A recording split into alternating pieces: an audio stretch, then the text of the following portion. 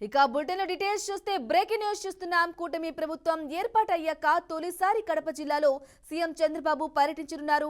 CM పర్యటన నేపథ్యంలో అధికారులు భారీ బందోబస్తును ఏర్పాటు చేస్తున్నారు. ఇక ఇవాళ మధ్యాహ్నం గన్నవరం నుంచి కడప విమానాశ్రయానికి చేరుకుని హెలికాప్టర్లో మైదుకూరుకు వెళ్తారు. తడి చెత్త, పొడి చెత్త ప్రయోజనాలపై మహిళలకు సీఎం పలు సూచనలు చేరున్నట్లు ఎమ్మెల్యే సుధాకర్ యాదవ్ అన్నారు. సభా ప్రాంగణంలో పారిశుద్ధ్యానికి సంబంధించిన స్టాల్స్ ను ఏర్పాటు చేయనున్నట్లు తెలిపారు.